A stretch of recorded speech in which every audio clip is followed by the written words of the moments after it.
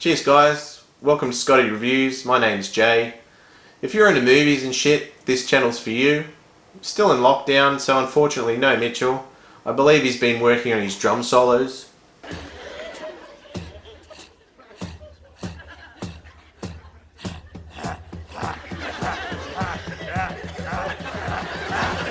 So I asked my wife to join me to watch this movie because I feel like it's something that she wouldn't normally be drawn to or even give it the light of day.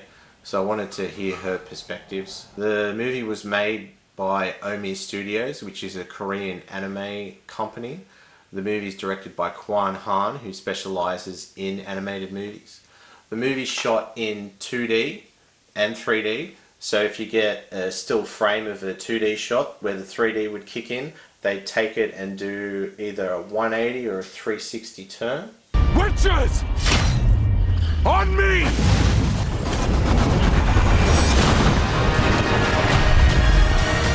The movie is a prequel to the books, the 3 video games, and the live action show starring Henry Cavill. The movie is centered around Vesemir, who goes from a young boy servant to a successful witcher.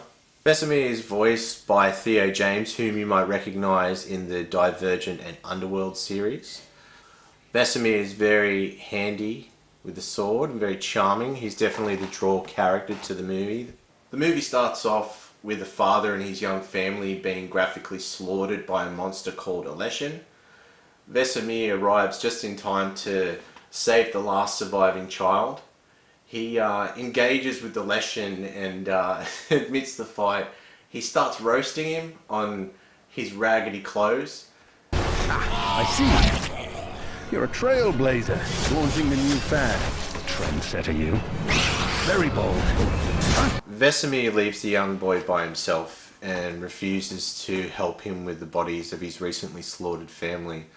This decision ends up catching up with Vesemir and snowballs the events for the rest of the movie. Vesemir is forced to go on a quest with a female mage by the name of Tetra, who loathes witches.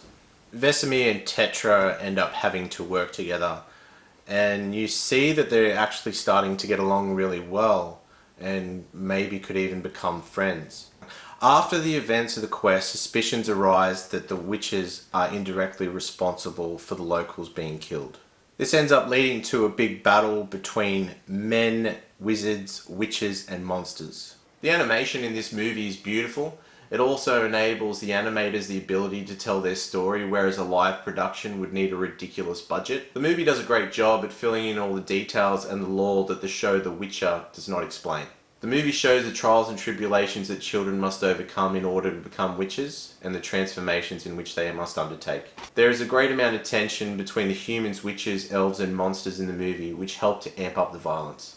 The animation, story and dialogue in this movie are very similar to Netflix show Castlevania.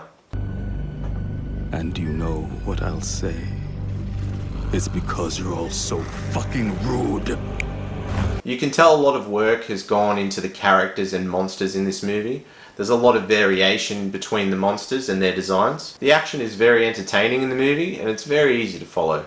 The movie does a great job at building up hype for the second season of The Witcher, which I believe comes out on the 17th of December of this year. The movie runs for 1 hour and 20 minutes and is rated R. I'd love to see animated movies of this quality in the future. I recommend this movie to people that are fans of The Witcher and people that are just looking for something different. My wife Janelle said she enjoyed the movie. It was a lot better than what she expected, being a bit prejudiced towards animated movies and TV shows. I'm going to have to give the movie 4 out of 5 charming witches. If you enjoy this content, please like and subscribe. Cheers guys.